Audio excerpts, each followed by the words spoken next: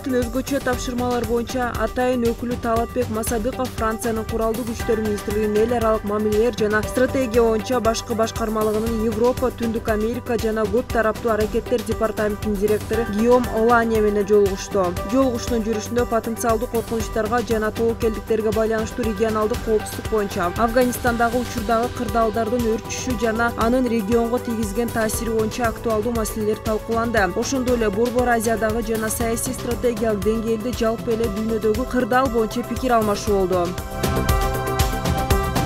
Эмгек, социалдык камсыздоо жана миграция министринин орун басары Жаңыл Алыбаева Талас областынын Бакай Ата районундагы социалдык контракт долбоорунун катышуучуларына текшерүү менен барды. Анын айтымында, социалдык контрактка катышкандардын көбү айыл жеринде жашаган аялдар, бизнес демилгелеринин негизги бөлүгү айыл чарба жана тигүү өндүрүшүнө тиешелүү. Жаңыл Алыбаева 5 баланын энеси Ибадат Ибраимовго да барган. Аял майып күйөөсү менен бизнесин 1 уйдан баштаган. Азыр алардын 2 уyu жана 1 музоосу бар. Үй бүлө сүт жана сүт азыктарынан айына 12 000 сом киреше алат.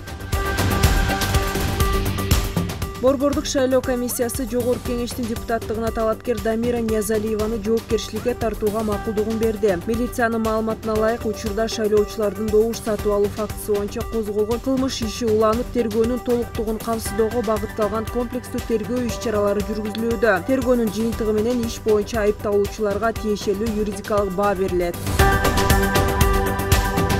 Кыргызстандык кинорежиссер Актан Арымкубат 25-чи Шанхай эл аралык кинофестивалынын калыстар тобун жетектейт. Кытайдын эң ири жана жалгыз эл аралык конкурстуу көркөм фильмдер кинофестивали 9-июндан 18-июнга чейин өтөт. Актан Арымкубат Азиянын жаңы таланттары сынагынын калыстар тобунун президенти кызматына чакырылды. Анын негизги милдети Азия киносунда жаңы жаш таланттарды табуу жана жаш кинорежиссерлордун жаңы тасмаларын дүйнөлүк перспективага тартууга көмөктөшүү. Фестивалдын атайын сынактан тышкары программасына режиссер Актан Арымкубаттын эсимде тасмасы көрсөтүлөт.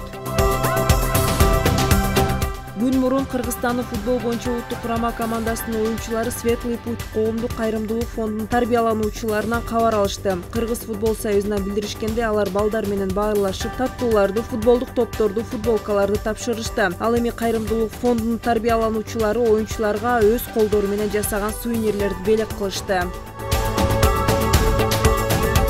Кыргызстанда 7-9 июнь күндөрү аба ырайынын температурасы кескин көтөрүлөт. Синоптиктердин маалыматына караганда, абанын күндүзгү табы Чүй, Ош, Жалал Абад, Баткен областарынын өрөөндөрүндө 35-40 градус, Талас областында 33-38 градуска чейин жогорулашы күтүлөт. Мындай кургак ысык аба ырайында күндүз күн ачык жерлерди көпкө жүрбөөгө аракет кылуу сунушталат.